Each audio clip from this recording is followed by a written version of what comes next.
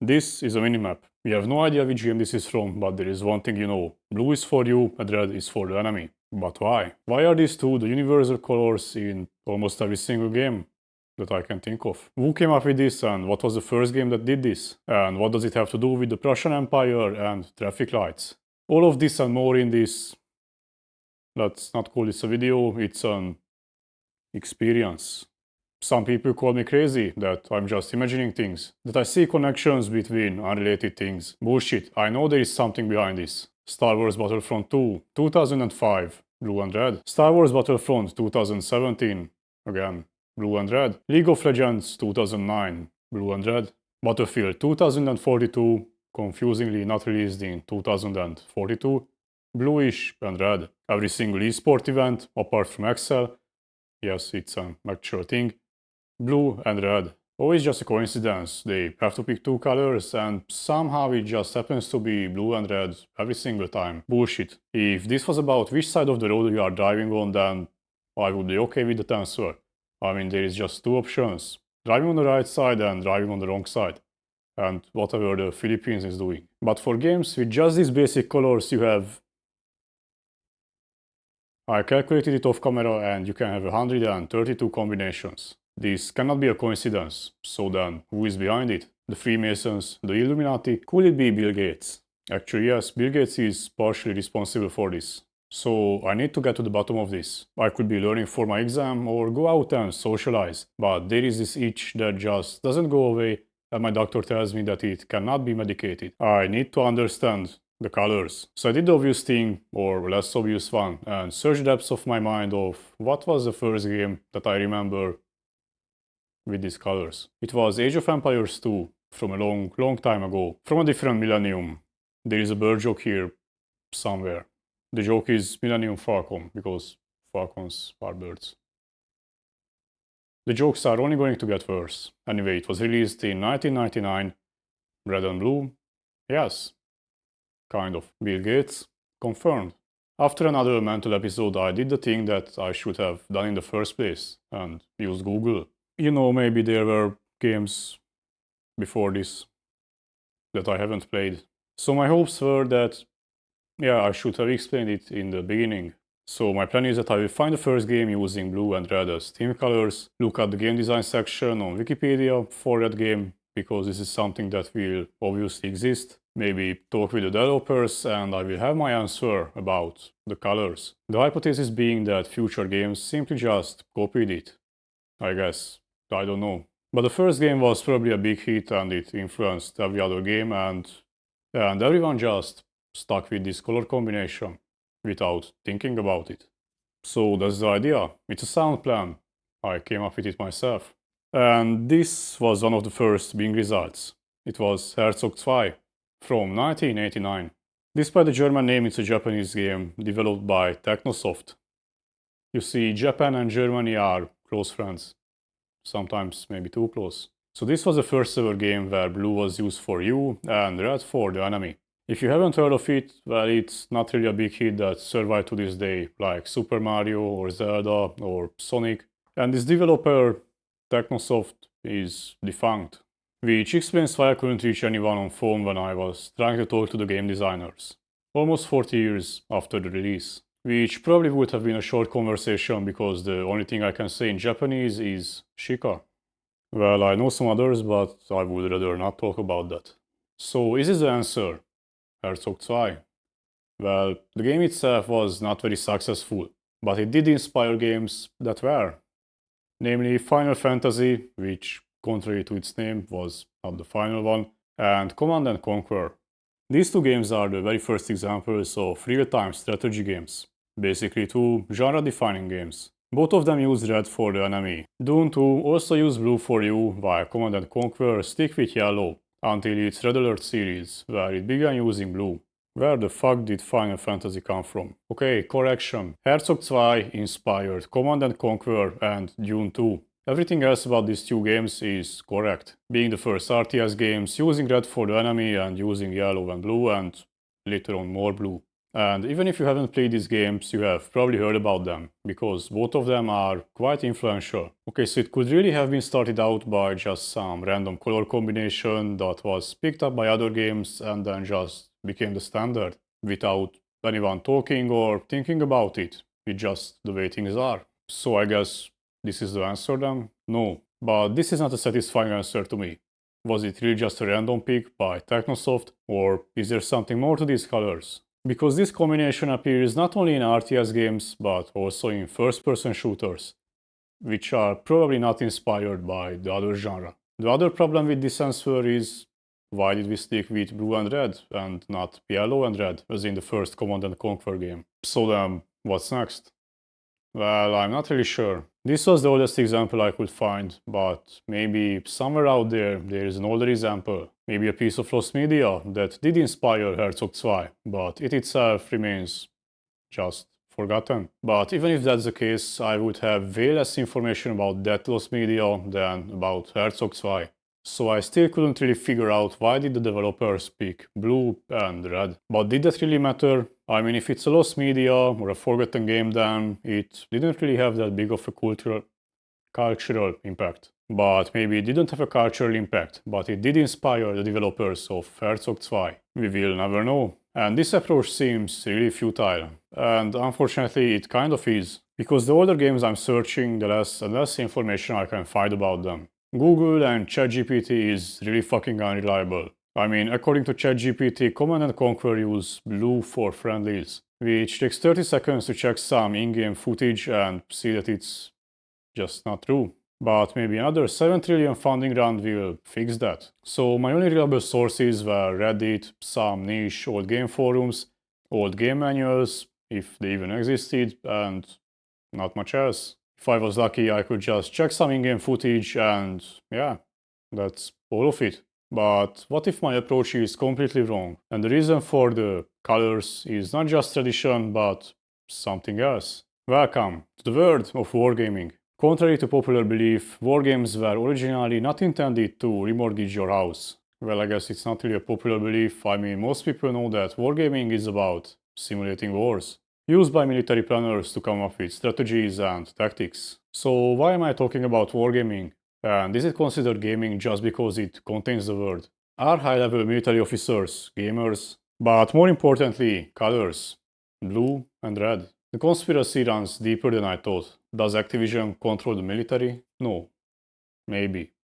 I don't know. But real-life wargaming provided an obvious color scheme for real-time strategy games, as in video games. After all, they are basically the same. You control armies on a huge scale, and you need a clear differentiation between you and the enemy. So now the only thing we have to do is find out why do we have this color scheme in wargaming, and then we will have an answer. Hopefully. You see, the United States is home to many of the biggest game developers. The United States also uses red and blue for its wargaming colors, like almost every other country. So why do they do it? A lesser known fact about the United States is that it was participating in something that was called the Cold War, until global warming solved the issue. On one side you had the US, and on the other side you had the other US. The obvious influence being that the USSR brand designers had some fondness for the color red, and the United States had some blue stuff, mainly on state flags. Also some other government stuff was blue, and also the flag of NATO was blue. It's not as prominent as red with the Soviet Union, but I mean, at least it's there. So in wargames it was immediately recognizable that red stood for the Soviet Union or Warsaw Pact countries or their allies, while blue was associated with the United States and NATO and their allies. So is that the answer? That modern game designs are influenced by history? Yes, but this last part was a red herring, red being the enemy color, and also the color of the USSR was not a deliberate choice. It was a happy little coincidence. Same with blue. While it was a convenient coincidence, to get to the origin of this color combination we have to go back to Russia, with a P. There is no linguistic connection between Russia and Prussia. I have no idea why they came up with these names, and I'm not going to get into that. It's just simply bad from a brand recognition perspective. Anyway, Prussia, later part of Germany. Prussia was quite good at wars. They liked wars. They lived for wars. So what do you do when there is no war? You pretend there is a war. Welcome to Kriegspiel. Literally, wargaming. You could say that there were earlier versions of strategic planning using similar methods, but Prussia formalized the rules, frequently used wargaming in planning, and they laid the groundwork and invented modern wargaming. What colors did they use? I'm really happy that you asked. They used blue and red. Yes, Prussia is responsible for both Warhammer 40k and Dungeons and Dragons. Like, just imagine for a second, you drop Wilhelm I from 1888 into a 40k tournament and he would probably whoop your ass. He would probably play Dead Corps of Krieg. Am I only saying this because they were inspired by World War I German troops? Yes. No, I'm just joking. Deep down, we all know that Wilhelm would have been a Spanish player. Okay, so we are very close to the answer, but we still don't have one. We just kick the can down the road. Why did Prussia use blue for allies and red for the enemy? Blue is easy. They had blue uniforms in real life. Russian blue, to be precise. A color invented by Johann Jakob Diesbach in Berlin, the capital of Prussia. It was cheap, dirt was less visible on it, and it was distinct from the colors of the uniforms of empires near Prussia. The perfect choice for uniforms. I mean, it's literally named after your capital. Obviously, you are going to choose it. Okay, so that's half of it, but what about red? You see, the Prussian Empire and the majority of people today had one thing in common. They didn't like France.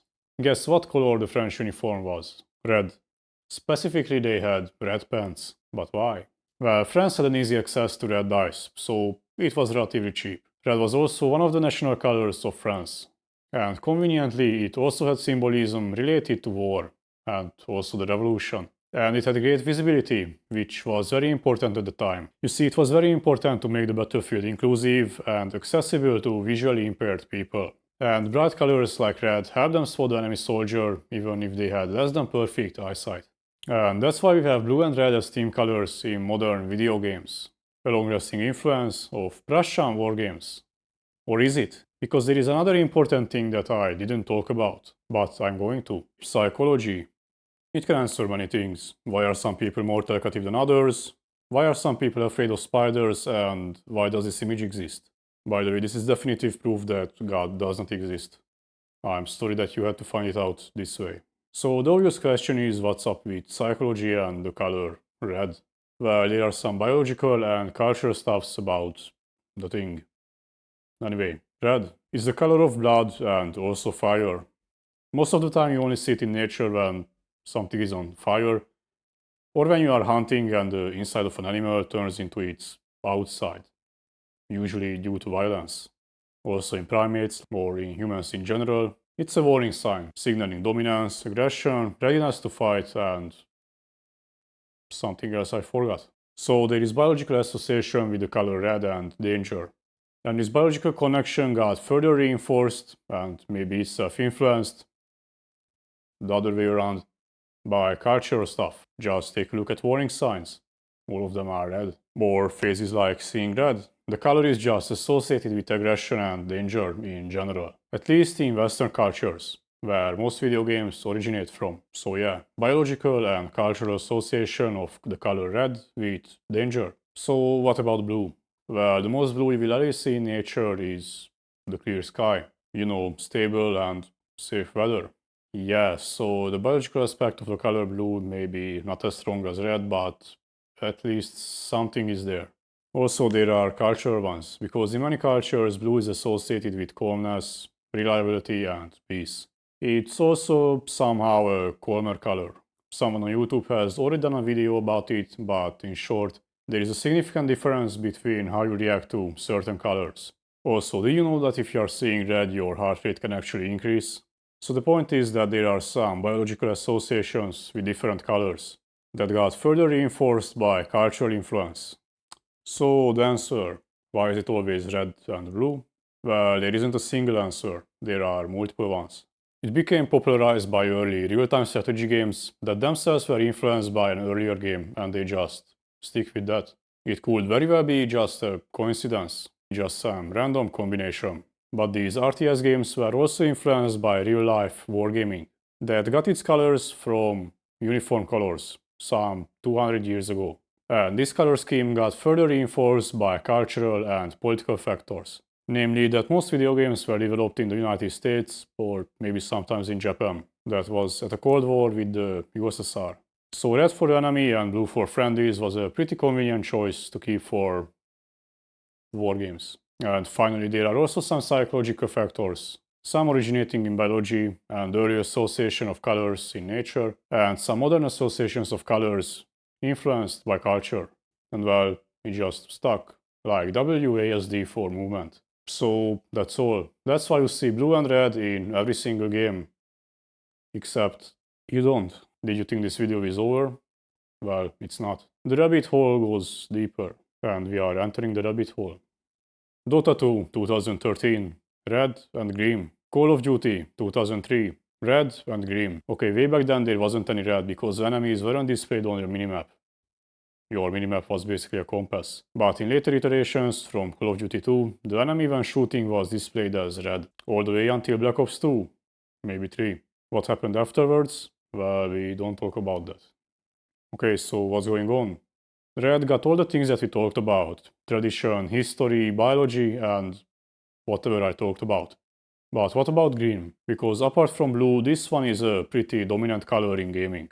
I promise I won't do this for every single color, but blue and green are basically your ally colors, and red is for the enemy. Almost always. So it's not really a color from wargaming. I mean, it is, but mostly it stands for civilians, not your team or your allies. Neither does it have the same association as blue with the United States or NATO. I mean, blue appears really frequently. White and red, also. Green, nowhere. Neither in Japan, another big name in game development. Neither in the other countries that lately got into game development. So that leaves us with influence from the very first game applying this color schematic and psychological stuff. So it's time to Edge. I'm using Microsoft Edge to Bing things because that's a thing in 2025. It was Berserk from 1980, the first game that used Green for you. And it was also an influential game like Herzog 2 from earlier in the video. I'm not sure if you remember, because based on the script and the bullet points that I'm reading, this video is anywhere between 10 minutes and 2 hours. Anyway, Berserk inspired future run-and-gun games. It gained reputation for being extremely difficult, and it was the first talking arcade game, or among the very first ones. You know, old games, lost media, lots of resources, and I'm not really sure which one of them are reliable. So it's hard to say for sure. But if itself is not the first, then it's still among the first ones, so definitely an early innovator. And therefore a somewhat influential game. And despite that, this is a dead end. Because I don't really think that Green became popular because of this game. You see, this was released in 1980. Okay, so back to Command & Conquer. So with Blue, after Herzog 2, pretty soon came Command & Conquer, and then Red Alert. And the Red Alert series provided a very clear backbone for this trend that Blue are your allies. So there was time for the trend to take hold, with multiple releases throughout several years. But for Berserk, I could not find the same pattern with similar games. The other arcade games it inspired had different colors, and also sometimes no colors at all. I mean, it had colors, but the differentiation between you and the enemy was not really about colors, but more about character design. It wasn't until later, until FPS games. It stands for first person shooter, in case you don't know. Which again, according to ChatGPT, it was Halo, which, oh my fucking god. I don't even know why I use it. I mean, every single time that it says something, I have to double check it. So in short, no, Halo was not green. Halo Combat Evolved from 2001 used yellow for you, well, not really you, but your allies, and red for the enemy. Which is again strange because just like with Command & Conquer, the original one, yellow didn't really stick, despite Halo being a pretty influential game. I mean, even if you didn't play it, you know the name. And for a lot of people, it was the first-person shooter. Also, after writing the script, I actually bought it and started playing it, and holy fuck Microsoft and their account creation for a single-player game. But more on that in another video, where I'm ranting about bullshit for 1 hour straight. Anyway, we are talking about Green, which means Call of Duty. All the way back from 2003, it's the other big name in first-person shooter games, releasing a game in every year, like really almost every single year. Like in the last 22 years they missed 1 year. And I think even in that missed year they released United Offensive, a DLC for the original game. So big name, lots of games, green, it could be the influence we are looking for. Also, when recording this video, I became uncertain of Call of Duty, so I looked up Battlefield and Medal of Honor if they were the first one to use green, and they didn't. I mean, both of them came out earlier, like Battlefield in 2002 and Medal of Honor in 1999, but neither of them use green as your ally color. So basically, Call of Duty being the first one to use green is still standing. And just like with blue, this approach has a problem. The problem being Halo, because it released in 2001, 2 years before Call of Duty, and as I said, it's the other big name in first-person shooters. So why didn't we stick with yellow?